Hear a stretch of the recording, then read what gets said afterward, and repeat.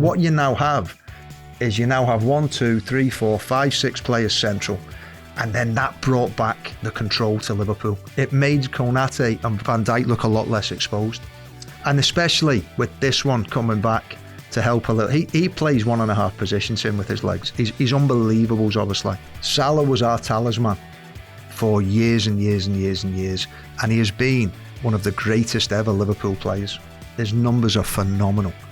And he deserves all the credit for what he's done for Liverpool. He's a true Liverpool legend.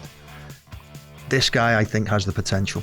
I don't know how it's going to play out. I really don't. All I know is that Mo Salah is one of the most iconic players we've ever had. I think he deserves, for the body of work that he's done for Liverpool Football Club, I think he deserves the opportunity to be forgiven for a mistake. Hello everyone, welcome to the Redmen TV. It is Pressing Matters with that man to my left-hand side, the one, the only, the legend that is Mr. Paul Dalglish. Thank you very much for joining me as ever, my friend. How are you, my friend? I am very good, thank you. And we are here, obviously, in partnership with Oosh.co.uk.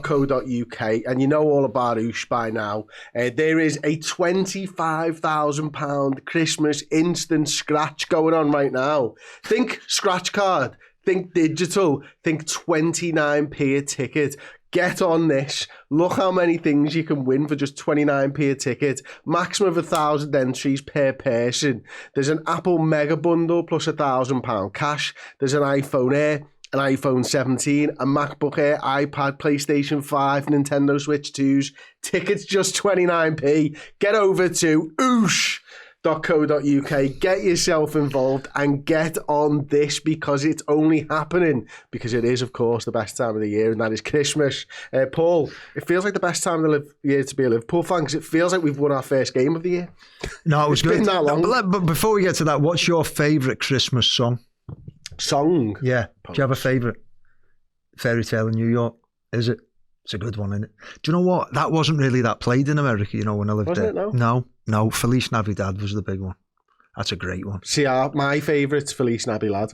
Have you seen the one about, it says, it says, I can't get it out of my head. Sounds like a Scouser singing Feliz Navidad. Yes, I haven't seen that on Instagram this week or something like that. There's a few of them now as well, isn't there? Brilliant. Quite enjoyed that, actually. All right, well, there's the festive bit out the way. Absolutely. Merry Christmas, everybody. Yeah. We are here to talk about the biggest present that we've got this week, of course, and that was a win against Inter Milan in the San Siro, one of the iconic stadiums in world football, and a happy hunting ground for Liverpool over the last few years. But the big part of this, Paul, the big interesting talking point, of course, is Mo Salah. We're going to talk about that throughout today's show as well. Yeah. But I think the tactics on the night are really interesting. Paul's come prepared, by the way. He's scrawled some actual notes down here. He's taken this very seriously today. What happened? I always prepare. No? Okay. Do I not normally prepare? Not on paper, normally. Well, I did. You posted the first one I did. You posted, this is the inside the crazy mind. This is what I do. Like that. That's the way that I get my thoughts out into my head. Write it down. A little bit madness, but it makes sense to me. But it's the way I process things. Write it down. Make sure it's right. I write everything down in a notebook. I get laughed at because everyone goes, "Oh, you got a school notebook, lad," and I'm like, "It's how I remember stuff." But I write stuff down. I'm not someone who puts it into your phone, or like your notes on your phone, or puts it into a laptop. No, I'm pen and paper the way. Better but for what us. You showed me earlier, which I actually quite liked, was you took a picture, put it into Gemini, and it translated it into notes. Yeah, I'm going to have to start doing that. And now it's in my agenda, which you can see there. Well, okay, well, let's get going then. Let's get going. Let's talk about the tactics first of all, because loads of people have said a few different things. We've heard 4-4-2 diamonds, we've heard 4-1-2-1-2, which is essentially the same. We've heard 4-2-3-1s, 4-4-2s. How did you interpret it? Well, without being in the dressing room, you don't actually know. But sometimes with tactics, it can be, you can have a tactic and you think, oh, that's a formation, or it can be, and then you start looking, when you're analysing the opposition or you're analysing your own performance, you can think, well, that is the tactics that the manager wanted, and that can be the formation. But sometimes it's player driven. Mm-hmm. So sometimes it's the natural tendencies of the player that they end up going into a certain position, and then you think it's a tactic, but it could be the player tendency. So you've got to really think about both. Is it tactics or is it player tendencies that that creates the positioning. And what we've spoke about in the past, we've been saying, look, with the players Liverpool have got, we've had a real... We lost control in games this season. So we lost control, and it was because of numbers. We looked last year when we had Trent going inside. We had Diaz dropping off into midfield within a 4-3-3. Giving us that four-man midfield. Yeah, box. we had almost at times 6 people centrally, you know, because we had people at the back and then we had people. We got 6 people centrally again in the central areas, and not fully central because we played with no wingers. We had the full-backs gave us the width, and then what we had is we had the 2 centre-backs. Now, where the confusion comes with, it could have been seen as a diamond with Gravenberch, Curtis Jones to the left, Szoboszlai to the right, McAllister as a 10, Isak, and Ekitike. Oh, yes, right? mate. Yeah, so, but for me, I think it was actually a little bit different. I think it was 2 sitting. I think Jones and Gravenberch were sitting. I think McAllister pushed up, Szoboszlai pushed up, Isak played as the striker, and then Ekitike played off the left-hand side. So it was like almost in between a diamond and a box, a rhombus, if you like. I know that sounds a little bit stupid, saying a rhombus, but it was, because this created this shape, really, because Jones was further to the left. Gravenberch, and it could be player tendencies, because Gravenberch has been playing as a lone 6 a lot. Maybe he just was a little bit more central, and that was his habit, that was a bit more central by himself. Curtis Jones favoured the left. Szoboszlai's got the legs to do that by himself. McAllister pushed up into a 10 spot. Isak stayed central, and then Ekitike drifted to the left. Now, that could be his profile as well, or it could have been tactics. But what you now have is 1, 2, 3, 4, 5, 6 players central, and then that brought back the control to Liverpool. It wasn't all-out attack, but it brought back the control. And we spoke about, if you look really about what we spoke about, when we said what we thought Liverpool's best formation would be, to allow both fullbacks to attack at the same time, we've said that flat 3 in midfield, split strikers, and a 10 was what we thought would be the ideal setup for Liverpool to get control back and to get the players in the natural positions. If you actually look, the difference between this and this, it's not much. And crucially, Szoboszlai was doing that out of possession anyway. Yeah. But one thing, when you've set it up like this, right, I think about what you spoke about last time we did the tactics show, and you spoke about the angles. Yeah. And you spoke about the options. Yeah. What this did is give those players angles and options wherever you are on the field. Well, it gave passing lines. So if you look, because it was like this, if you look now, there's a diamond here, right? When Konate's on the ball, there's a diamond there that's been created. There's a diamond here that's been created. There's another one here that's been created. You've got options. So the reason why you create diamonds in possession, as I said last time, is that it's the least amount of numbers for people, where you can have all directions that you can pass the football, forward, left and right and back. So a diamond that's why you create the shapes, the most efficient formation that you can have all the options in. So what it did naturally was it gave Van Dijk options to be able to play penetrating passes. I think Curtis Jones deserves a lot of credit as well, because his ability on the dribble and his ability to play penetrating passes was huge. I don't think it was by accident that the 2 best people at receiving back to goal and turning are in this line here. Yeah. Because that is so easily then forward from these 2 players. Yeah. Again, natural profiles, natural tendencies, Yeah. putting them in a position to showcase what they do best. Yeah. Also, as well, I think it's fair to say we saw a little bit of Alisson do that, which just gave Konate a little bit more breathing room, because teams have been really pushing and pressurising Konate, haven't they, recently? But he was able to do that with Alisson a little bit more this game as well, I thought. Yeah, definitely. No, but it was what we saw last season with the control, and not just the control of the central areas of the pitch. Now, it wasn't. Let's not get blown away by the performance. It was a good performance, a good, solid away performance. in Europe. It was almost Rafa-esque in a way, wasn't it? Solid. Do you know what, mate? I don't want to say Rafa-esque. I want to give Arne the credit he deserves. It was Arne-esque because he was all about control last season. When we watched the team last season, it was all about control, and it was about control in the middle of the pitch.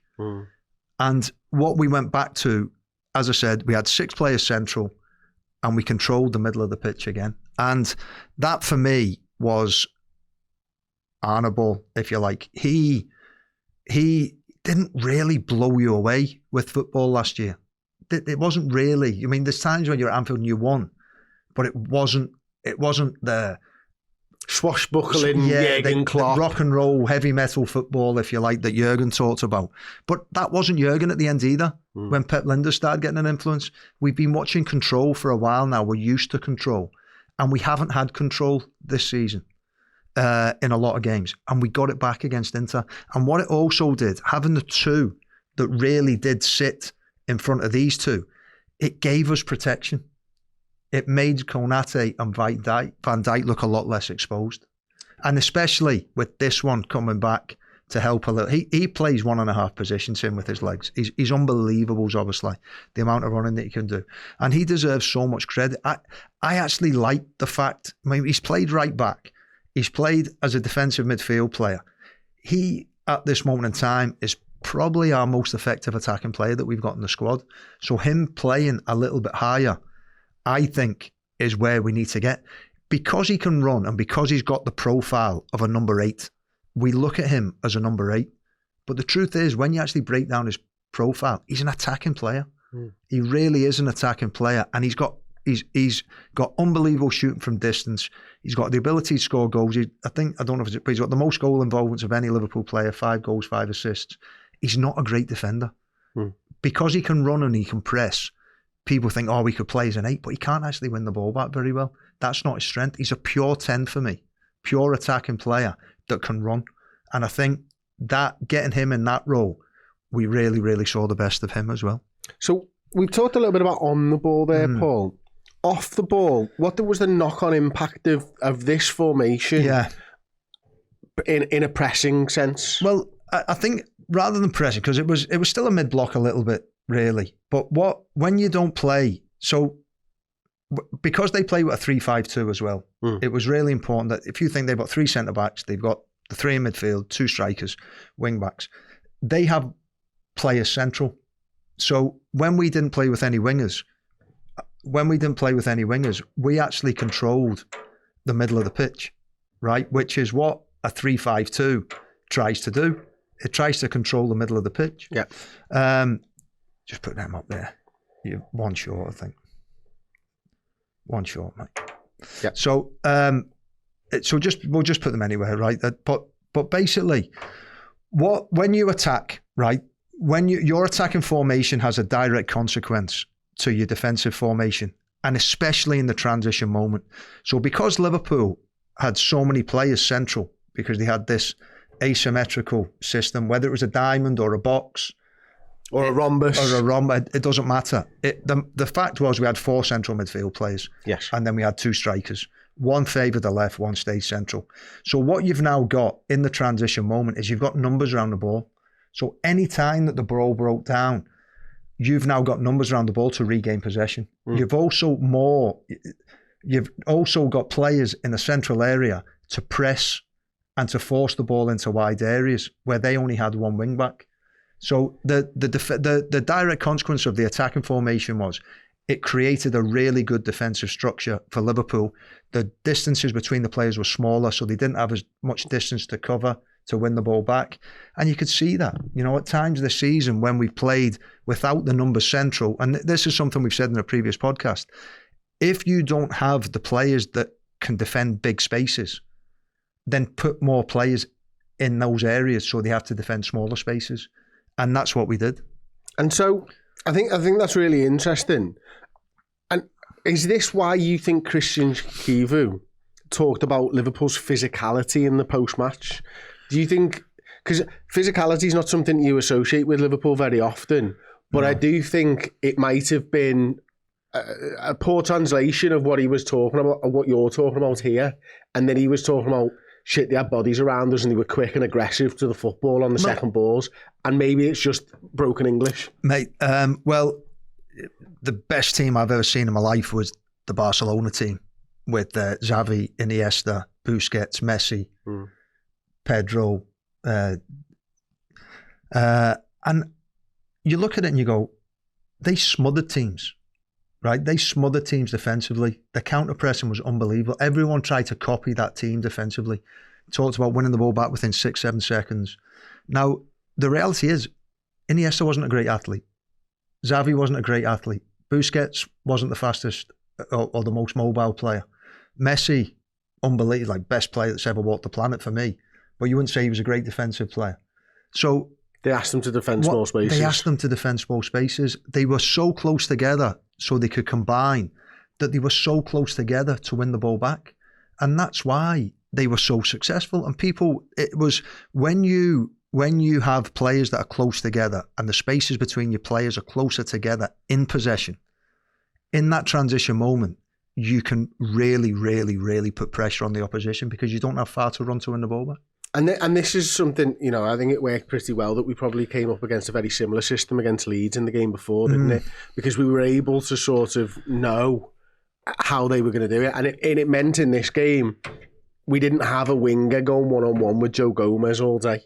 You know, we had a wing back out there and stuff. But DeMarco was good. Well, what it allowed was it allowed our fullbacks to be aggressive, you know. So because Van Dijk and Konate, with the help of these two, could defend against their front two. Yeah.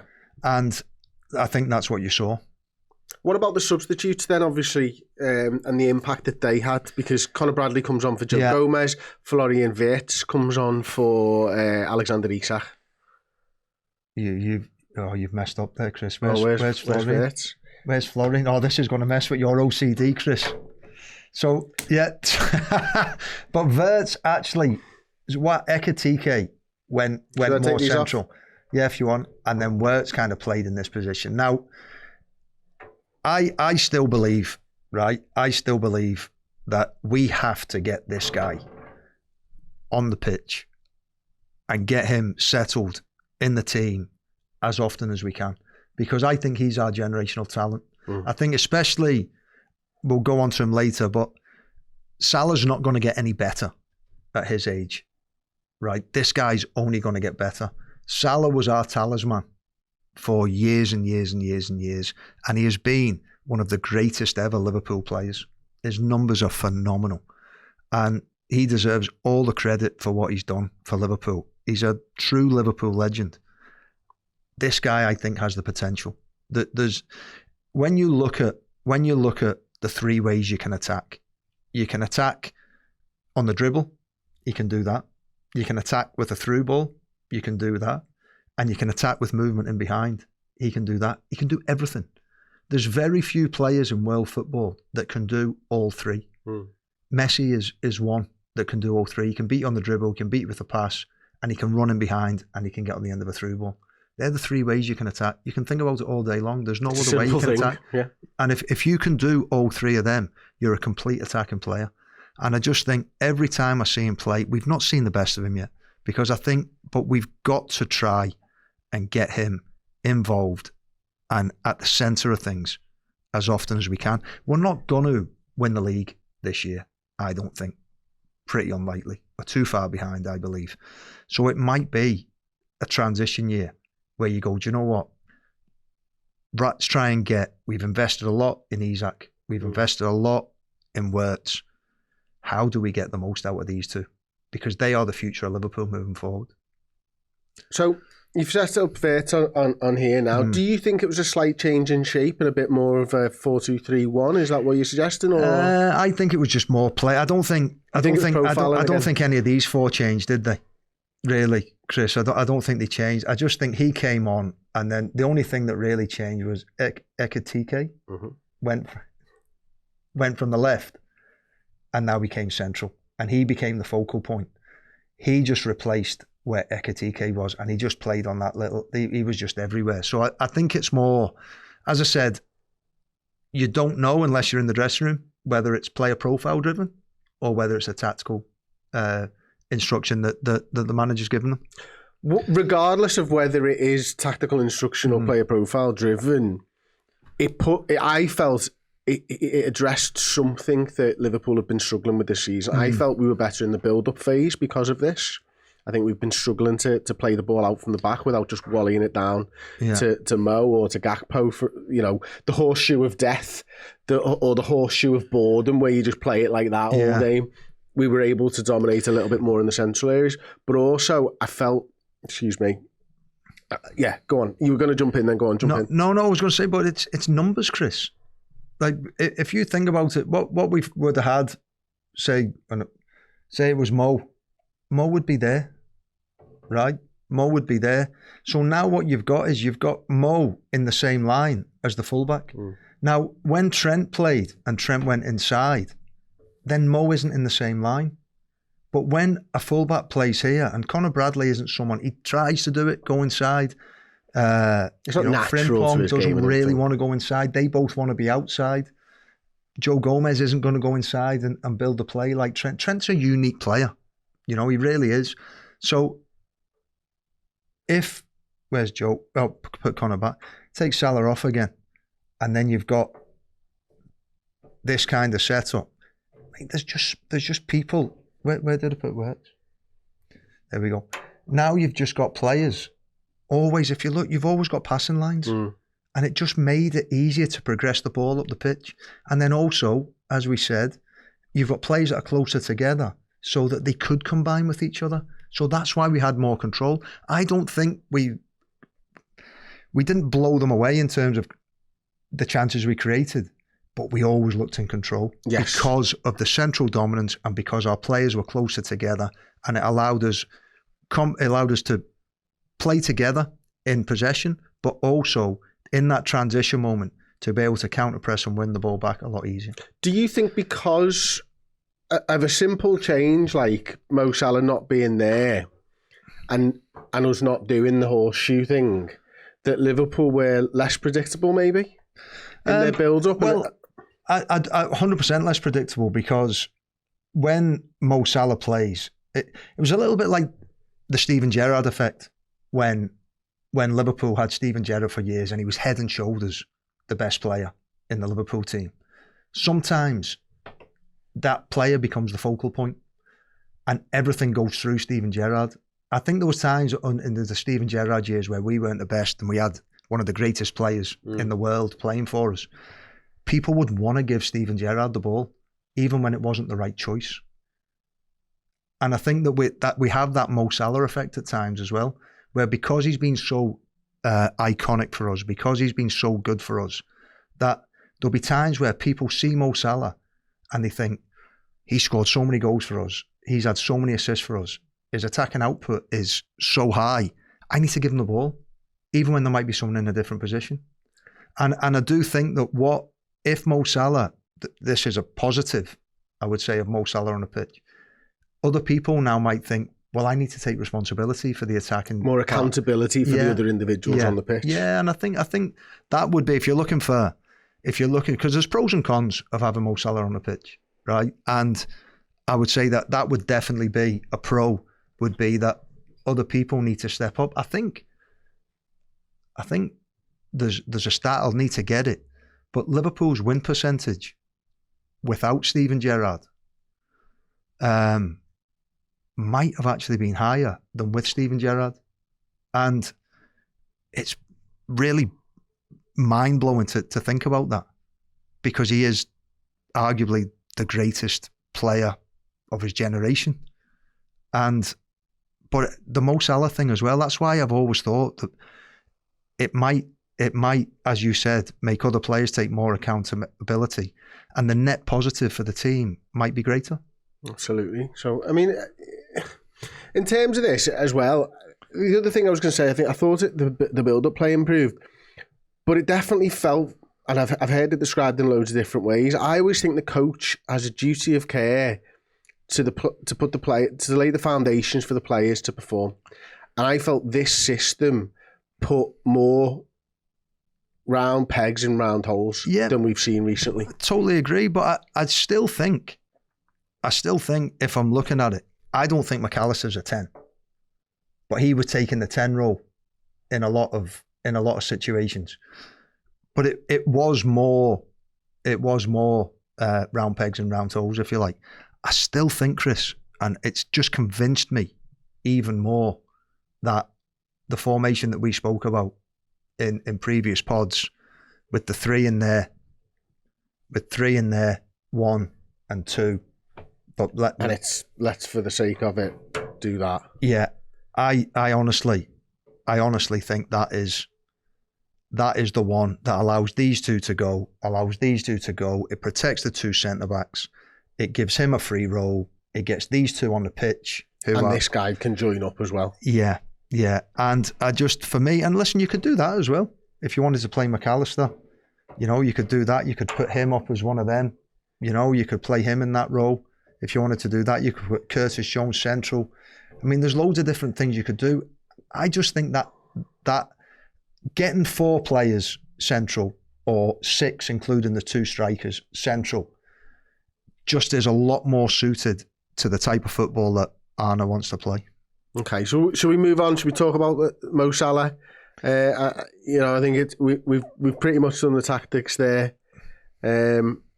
Obviously, you saw the interview that he gave after the Leeds game, Paul. What was your first how did you first feel, and did that change or soften or evolve over time? See, it's difficult to be critical of Mo Salah because of what he's done for the club. And, what I will say is everybody gets emotional. He's an emotional guy. Like I quite like the fact that when he's really feels strongly about something, he speaks his mind, because he feels. I mean, and it's been a couple of times this season. I think when you saw some of his emotional reactions this season, it really tells you that he's actually a sensitive guy. He's actually a deep. He's quite private. He's a thinker, and I do think that if you look at some of the ways he reacted to Jota as well, some of his reactions. If you look at even when he's crying after the first game of the season, wasn't he? Even when the fan on social media almost tried to give a compliment. It said something about the biggest upgrade in football history of Isak and Wirtz for Diaz and Nunes, or sort of whoever it was, the players. Yeah. It was at Anfield Edition or something like that. I think, and he said, I might be wrong there, but can we not just be complimentary about players without putting down 2 Premier League champions? Yeah. So he is someone who has a strong sense of what's right and what's wrong. And he obviously felt in that moment that something was wrong. And I think what some people have never, don't really speak about, and if you think about the dressing room, and people don't really say this, right? But when you've got a star player like Mo Salah, there is no doubt in my mind, players are all coming out now and they're saying, oh, Van Dijk needs to speak to Salah, and Van Dijk needs to speak to him and say, you don't do this. Players are saying, oh, we back the manager, and players are always going to say they back the manager, because they've just seen what's happened to Mo Salah from coming out and being critical about the club, and they don't want the same thing to happen to them. The truth is, there will have been players saying to Mo Salah for the last few games, how are you not playing? That's the way football dressing rooms work. It's the way humans are. And people will be telling, Mo Salah is so influential, he's so high profile, he's Liverpool's talisman, he's the highest paid player. There'll be players that are saying to Mo Salah behind the scenes, I can't believe you're not playing. Well, he'll have gone to players, definitely, won't he, and said, what do you think of this? And they'll go, can't believe you're not playing. Yeah, because they'll tell him what he wants to hear, right? That's human nature. It is human nature. So he'll have been, and listen, some people might genuinely feel that. Some people might be just saying it because they don't want to upset Mo Salah. And so that he'll be going home, oh, I can't believe I'm not playing. I spoke to so-and-so and they said I should be playing. He'll be speaking to his agent, and his agent will be telling me what he wants to hear. Do you know what I mean? Oh, Mo, this is a disgrace. You wouldn't do that, would you, Paul? Well, no, sometimes you've got to tell the truth, but sometimes you've got to say what somebody needs to hear at that moment in time. Not tell that, but, when someone's emotional, sometimes you say things to make them feel better as well, So he'll get people be going home saying, this is you, everything you've done for the club. So that will have built up you know, and it was 3 games in a week. So you've got to think, it's not just normally you would rotate. Do you know what I mean? Normally you would rotate and you'd say, oh, well, because you've got 3 90 minutes in a week, then maybe start 1, left out of 2. And he'll have been thinking after, I never even started one of the 3 games. And that'll be playing onto him. So, and I think also, sorry to interrupt there, I don't want you to use your flow. I think because he gets 45 against Sunderland, I think he sort of expects to get on the pitch against Leeds, and that's actually made it worse that he got 45 and then didn't get time in the last one. Yeah, maybe. But I'm just trying to give a different perspective and a little bit of context to kind of the dressing room, and how he would be feeling. Now, I think Stephen said it, Stephen Gerrard, I think a few others have said it. He said what he said in the heat of the moment, but everybody makes mistakes. And I hope, I don't know, because people have been adamant saying, oh, we'll look back on this and say, oh, I shouldn't have said that. He might not, but I hope he does. Because even if he's right, it's just, you know, the club at Liverpool is always bigger than the individual. And I just don't think, I just hope he looks back and says, do you know what? I maybe shouldn't have said that. I might have felt aggrieved, but I shouldn't have said that. And I hope in time as well that as a club, we can say, do you know what, Mo, you're an emotional guy. You've been absolutely brilliant. It's understandable that you would be frustrated. You maybe showed your frustrations in a different way, but he deserves the benefit of the doubt for what he's done for this football club. There's nobody done more than Mo Salah for this football club on the pitch over the last however many years. So he deserves the benefit of the doubt. He deserves the opportunity to go, do you know what? I'm sorry. I was emotional. I'm not saying I don't think it's wrong, but what I'm saying is I shouldn't have reacted in that way. I was emotional, and for that, I'm sorry. So I said after, I can't remember when it was. Maybe it was on a podcast or something. I forget sometimes because we talk that much. But I always like to challenge my own opinions, and I think you're the perfect person to bounce this off because you've lived and breathed football, and you've been in those dressing rooms and stuff. I got a sense that sometimes when you go into battle with people, the missing ones sometimes can struggle. And what I mean by that is, I don't know whether you've ever watched, what's the classic? Band of Brothers. Right. Easy Company. They land in Normandy. You have to bear with us on this one. Yeah. They're American.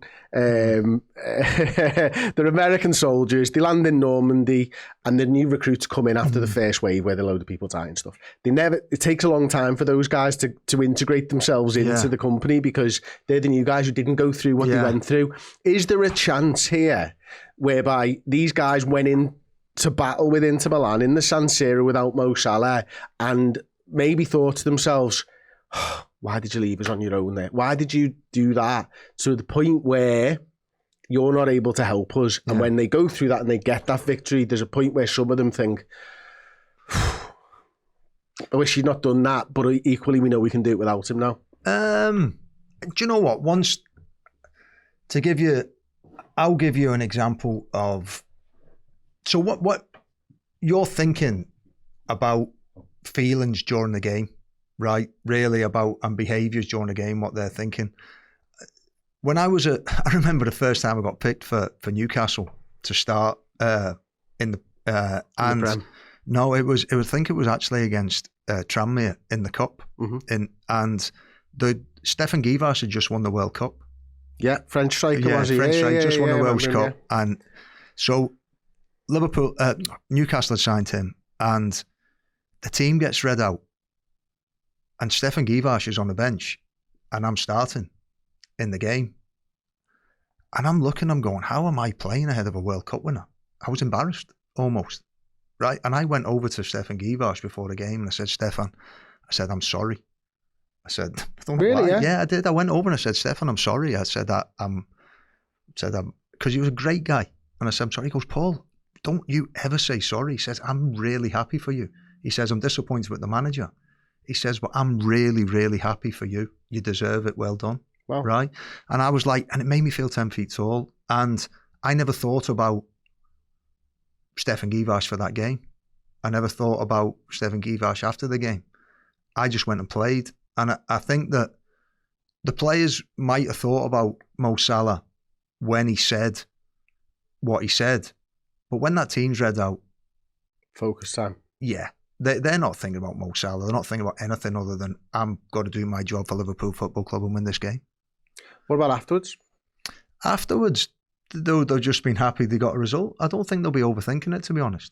I really don't. I think that they'll be looking at Mo and they'll be saying, they'll be looking at Mo and well, he wasn't there, but they'll be so he wouldn't have been in their thought after the game. I wouldn't have thought. They'll get back to training. They'll see him this week, and he'll be in the thoughts. But I don't think he would have factored into that. They'd just listen. The professionals, and they'd have just been thinking about winning the game. In my opinion, maybe wrong, but I think that would be my guess. Would be that when they get a victory in the Champions League away, San Siro, it would just be thinking about winning. We've done a great job. It's one of them next man up.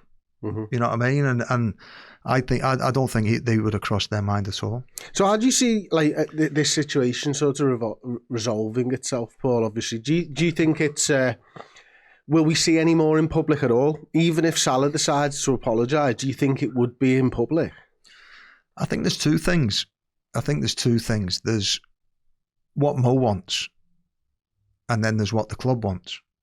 I think there's probably three things, and then there's the third thing is, it doesn't really matter what they want.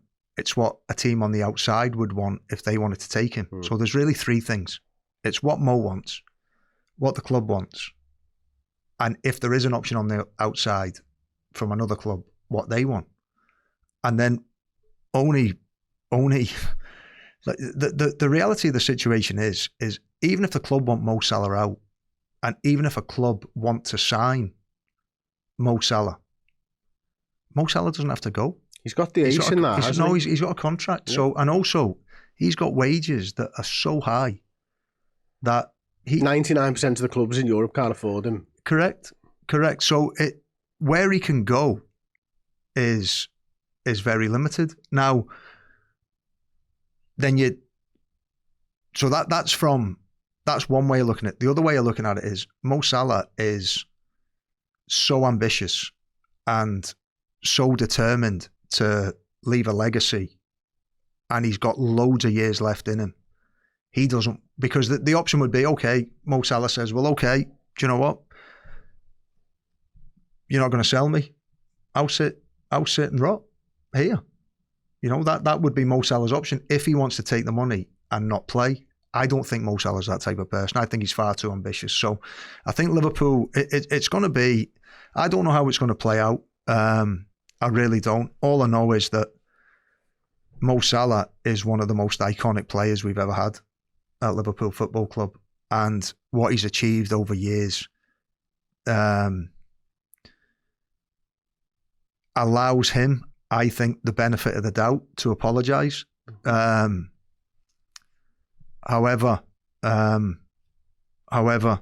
that's up to Mo Salah. I think he deserves for the body of work that he's done for Liverpool Football Club. I think he deserves the opportunity to be forgiven for a mistake. Mm-hmm. Anything else you want to get off your chest, Paul, before we wrap it up? No, not really, mate. I mean, I just think it's one of them. I just think with him, I think it's just been a very, very, very emotional year, I think, for everyone. I think that, every 20 minutes this season, we've, I don't think, I mean, if you look at Andy Robbo, when Scotland qualified, he was almost crying, or was crying in the post-match interview, saying, I was just thinking about Jota today. And we spoke about playing in a World Cup. It's a shadow. It's affected Mo 100%. It's affected everyone. How much we don't actually know. How much it's affected everyone we don't actually know, but it's definitely affected them. And we sing Jota's name in the 20th minute every single game. Now, I think that's an unbelievable tribute to Jota. But the players then hear that. And it can, you don't know. Some players it will inspire. I wanna help, I wanna do this for Jota, I wanna try. Some people will make them sad. You know? I mean, you've probably been at games this season where you've heard that. The first one was the worst for me, the first time, because I missed the start of the season because I was in Thailand. So the first time I heard it, I was in absolute pieces. But I think you didn't know him really. No, do you know what I mean? So if you can imagine that's your mate. And well, Paul, have I said this? I had this experience in university. I don't know whether I've told you this, but I've definitely said this on camera. We had a group of friends in university in first year. We got drunk together. Yeah. We did everything together. Yeah. One of those mates died in a car crash in the summer holidays, funnily enough, with his brother and a couple of friends. So we had that group of us who we'd sit around and we'd have a drink and talk and laugh and all day, all night. Yeah. And all of a sudden there was someone missing the next year. And we didn't know he died until we came back to university, and the university told us as his friends, because we weren't in contact. There was no mobile phones in the same way. Yeah. So we had this thing, and we'd sit there and be like, every now and again you check yourself that he wasn't there, and you didn't know why. This was a lad that I'd met for 1 year and spent most of my waking life with that year. But these lads have spent 4 or 5 years jetting around the world. Families have been integrated and everything else. So I know what it feels like on a small scale to lose someone who you're very close with, but everything else stays the same at an age when we were 19 years old. Yeah.